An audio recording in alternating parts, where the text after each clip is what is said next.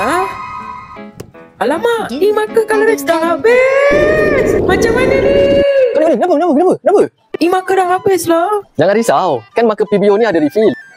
PBO Colorex Ink. Ia adalah dakwat berasaskan air yang serba boleh. Ia digunakan dengan berus dan juga boleh digunakan untuk mengisi semula marker Colorex. Ada 32 color yang sangat terang dan menarik. Ada air dropper di dalam botol ini, mudah untuk sedut dan boleh warna terus ke lukisan atau isi ke dalam marker. Cara nak isikan mudah saja. Cuma refill di bahagian bawah marker. Cucuk air dropper di bahagian hitam ini dan picit ink tu ke dalam marker. Lepas tu dah boleh guna marker ni. Colorex Watercolor Ink bukan hanya versi botol. Ia juga ada versi set, versi marker dan refill marker kosong. Sesuai untuk buat ilustrasi komik, manga, kaligrafi, design fashion dan art journaling di atas permukaan seperti watercolor paper, drawing paper, Bristol paper dan cardboard. Komen, like dan share untuk video seterusnya. Westa, inspirasi kreatif.